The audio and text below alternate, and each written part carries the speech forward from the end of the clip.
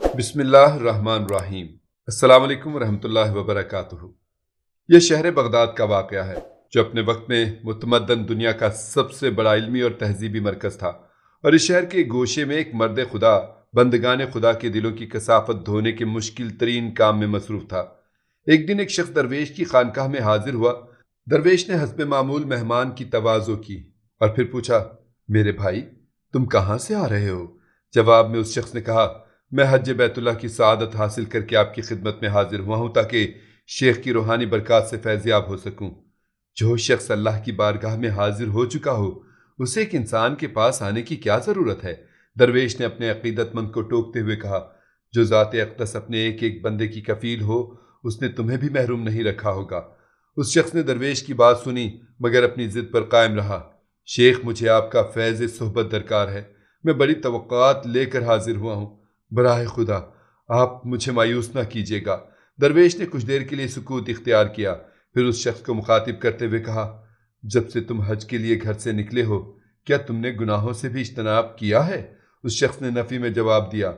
درویش نے کہا، اس کا مطلب ہے کہ تم سفر میں نہیں تھے۔ پھر اس شخص سے پوچھا، سفر کے دوران جب تم رات گزارنے کے لیے سرائے میں ٹھہرے تو کیا تم نے کوئی مقام قرب طے کیا؟ اس شخص نے بڑی حیرت سے درویش کی طرف دیکھا اور نفی میں اپنے سر کو جنبش دی۔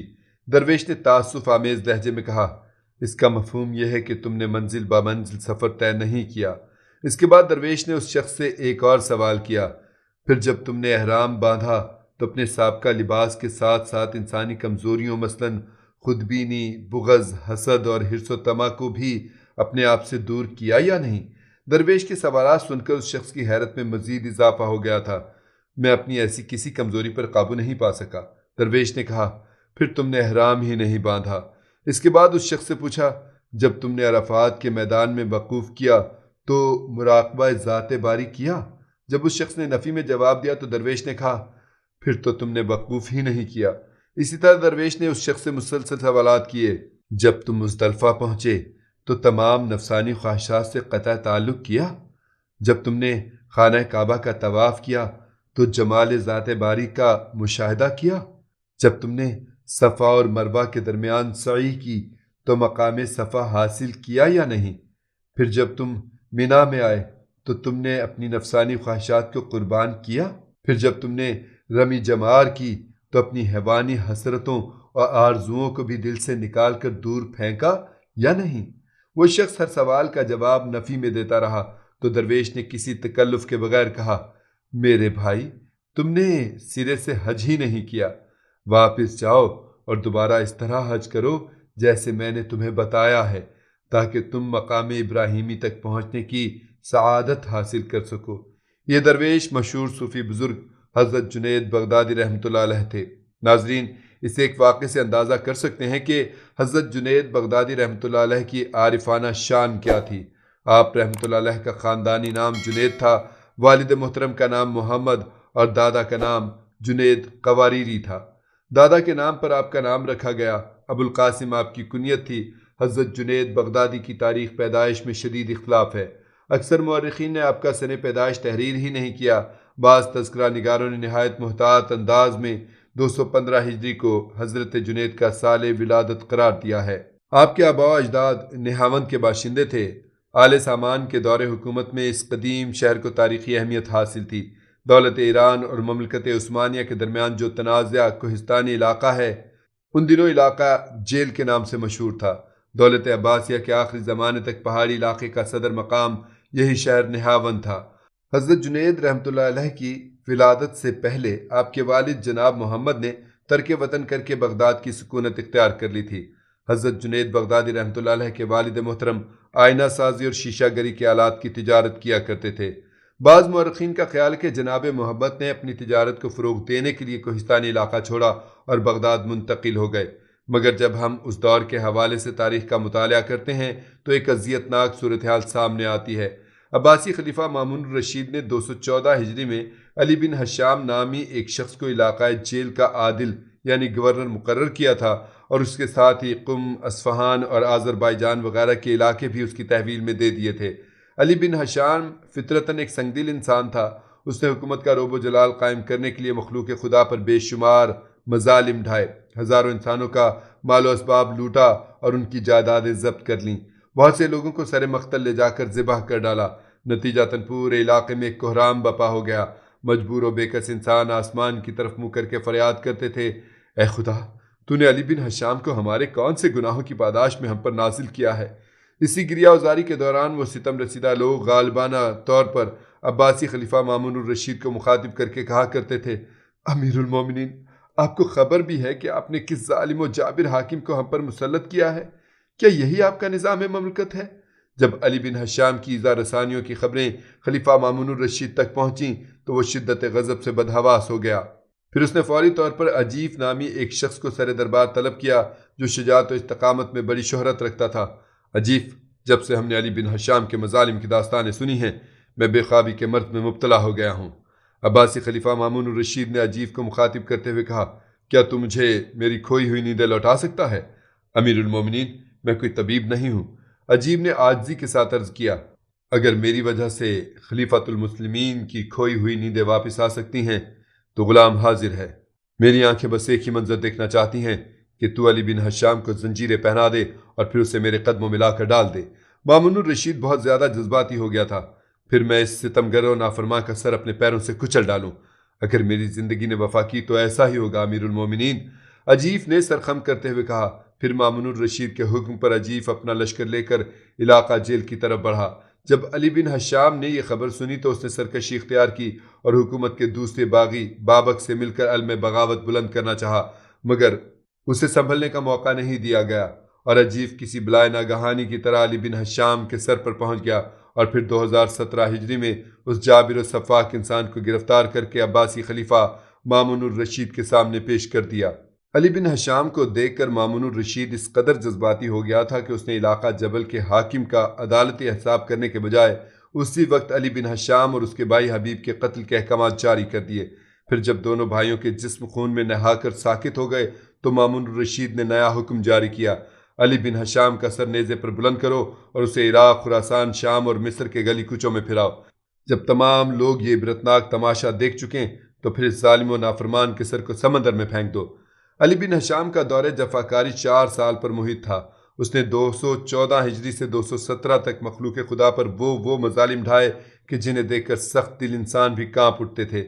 یہی وہ پراشوب زمانہ تھا جب حضرت جنید بغدادی رحمۃ اللہ علیہ کے والد محترم جناب محمد نے نمناک آنکھوں کے ساتھ اپنے آبائی وطن نہاوند کو سلام آخر کہا اور ہجرت کر کے بغداد پہنچے، اور اسی تاریخی شہر میں حضرت جنید جیسا نابغہ روزگار صوفی پیدا ہوا۔ حضرت جنید بغدادی رحمۃ اللہ علیہ نے ایک ایسے خاندان میں آنکھیں کھولیں جس کا بظاہر علم و فضل سے کوئی تعلق نہیں تھا۔ اگر زہد و تقویٰ کو بنیاد بنایا جائے تو اس خاندان میں ایسا کوئی پرہیزگار شخص بھی پیدا نہیں ہوا جس کے حوالے سے اس گھرانے کو شہرت یا فضیلت حاصل ہو۔ البتہ حضرت جنید بغدادی رحمۃ اللہ علیہ کے ننہال کو ایک محترم علمی خانوادے سے نسبت تھی۔ آپ کے حقیقی ماموں حضرت سرا سختی رحمۃ اللہ علیہ نہ صرف اپنے عہد کے مشہور صوفی بزرگ تھے بلکہ آنے والے زمانوں میں بھی آپ کا نام ہمیشہ عزت و احترام سے لیا جائے گا۔ بغداد منتقل ہونے کے بعد بھی جناب محمد نے اپنا وہی کاروبار جاری رکھا۔ جب حضرت جنید 5-6 سال کے ہوئے تو والد کے حکم سے شیشے کی دکان پر جا کر بیٹھنے لگے۔ اس واقعے سے بھی اندازہ کیا جا سکتا ہے کہ آپ کے والد محترم کسی قسم کا علمی ذوق نہیں رکھتے تھے۔ ان کی ذہنی معراج یہ تھی کہ وہ کسی طرح اپنے بیٹے کو ایک کامیاب دکاندار بنا دیں۔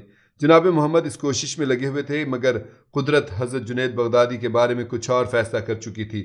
اہل دنیا ظاہر کی آنکھوں سے بس اتنا ہی دیکھ سکتے تھے کہ ایک 5-6 سالہ بچہ شیشے کی دکان پر بیٹھتا ہے اور آنے والے خریداروں کے ساتھ بڑی شائستگی اور ذہانت کے ساتھ گفتگو کرتا ہے، مگر کسی کو یہ راز معلوم نہیں تھا کہ اس بچے کا دل آئینے سے بھی زیادہ صاف ہے اور یہی بچہ جوان ہو کر سینکڑوں آئینے تراشے گا، ایسے آئینے کہ جن کی آب و تاب قیامت تک باقی رہے گی۔